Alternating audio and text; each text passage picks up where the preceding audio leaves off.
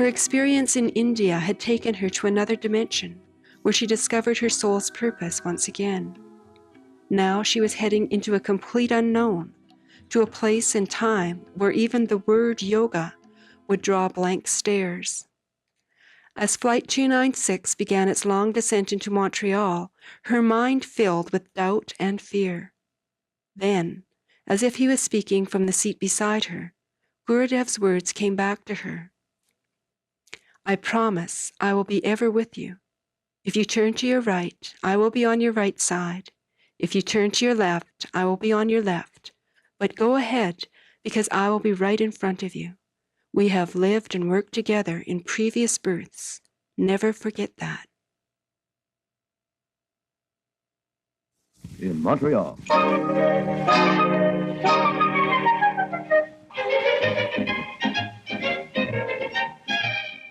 Hello. Do you know the meaning of yoga? For tonight, I have a guest with me who is a yogi. I would like you to meet her. Swami Radha, could you tell me the meaning of the word yoga? Oh, yes, definitely. Yoga is Eastern philosophy and includes... I ask Swami Sivananda Radha to speak to you on meditation on the Master. She left her ashram some 6 weeks ago. Friends, will you help me to welcome Swami Sivananda Radha?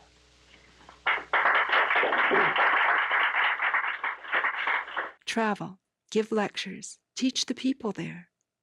She constantly thought about what he had asked her to do. How could she know if she was doing the right thing? Do not worry, he had said to her in India. Let the Lord take care of everything. She did her part, looking after the spiritual children who came to her. A small group of devotees helped her move into an old house in Burnaby, a suburb of Vancouver. 2 young men in the group stayed to do some renovations, and before long the 2 grew into 7, Gurudev's band of fine young men. The house, along with a small metaphysical bookstore downtown, became the first ashram in Canada. It was a good beginning, but there were limitations.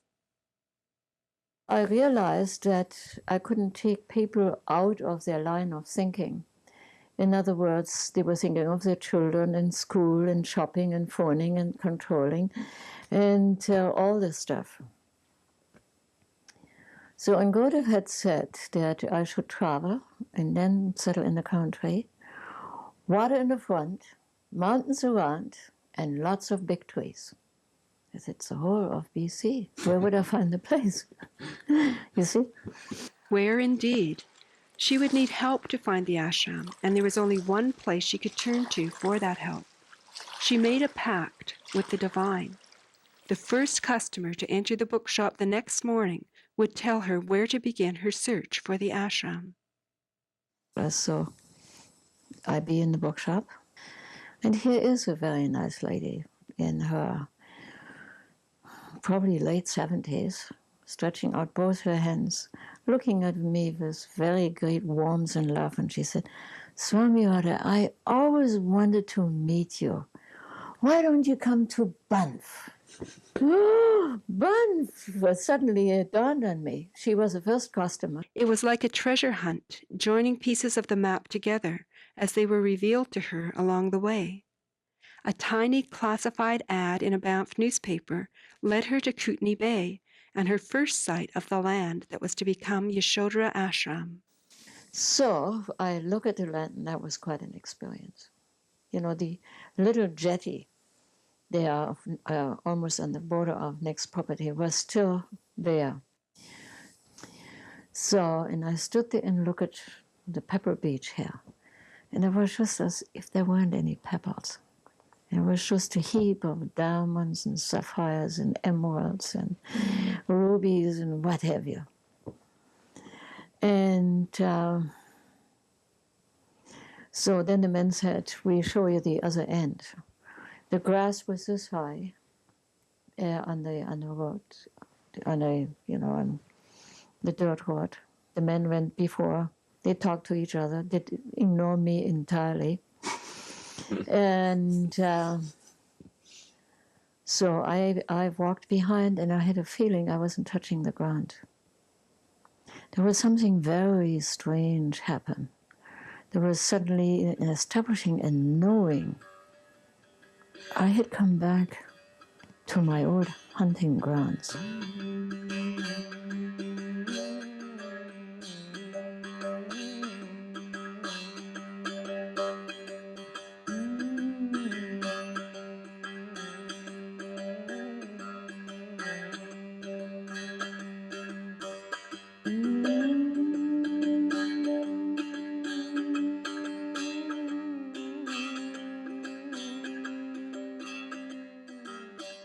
She calls it her time of living on faith, the years of building the new ashram and putting her teachings on the map.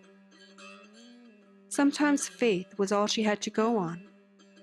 It was a demanding time, and there were many challenges, but she prevailed, and in the end, the obstacles served only to strengthen her resolve.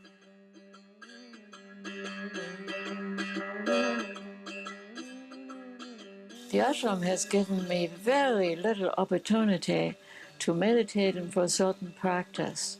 I was extremely busy.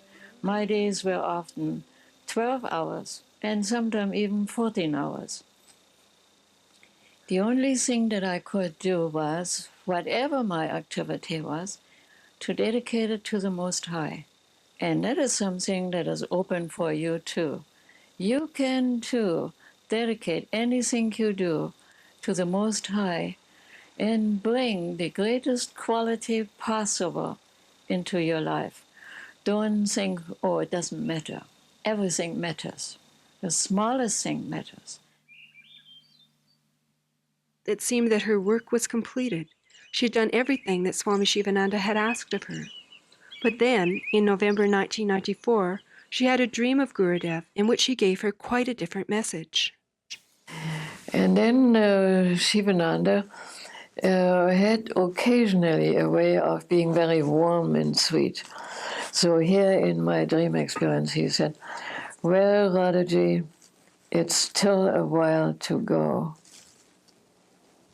But if you get too tired, just call me. I carry you. So I couldn't quite make out. A while to go, that means something has to be done. What? The ashram is debt-free, has good teachers, has good people. The temple is built. Now we have even the mandala house. The ashram has good reputation, has made its mark on the map.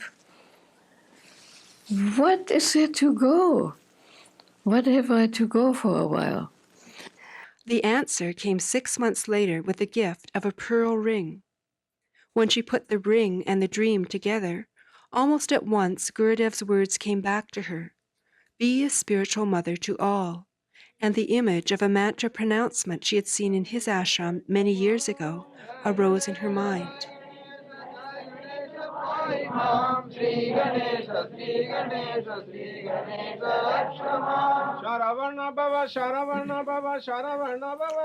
September 8, 1955, Rishikesh, India. Over 2,000 people had gathered in the ashram to celebrate Swami Sivananda's birthday and to receive his mantra pronouncement. She watched closely as Swami Sivananda climbed to a rooftop and projected the sacred syllable across a sea of faces. Although it was an impressive moment and a very moving experience, she still wondered how effective it was as a form of initiation. At her first opportunity, she asked Swami Sivananda. I said, Gurudev, what does that mean?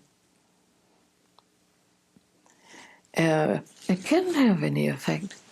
And he said to me very simply, well, he said, you can initiate 100 people, singly, give all the time, all the attention, all the help, and a week later they are forgotten, or a year later. But in all the crowd, it's like the seed, some take, some don't. The one who was sincere and really wanted, they will take the mantra to the heart.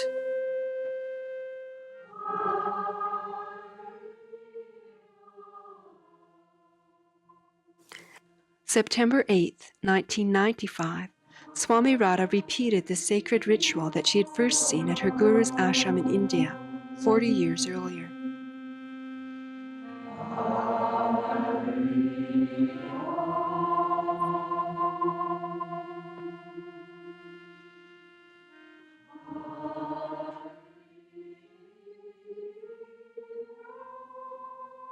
By giving a mantra pronouncement to a large group of people, Swami Radha completed the final request of her guru: be a spiritual mother to all. It was evident from the precedence of the occasion that her life was drawing to an end, that her work was done. In her commitment to the path of higher consciousness, and in her loyalty and devotion to her guru and the teachings, Swami Radha has given us a precious gift, the way in to an ancient yogic path of liberation. By keeping her promise, she has shown us the way to the light. We are blessed to have had her in our midst once again.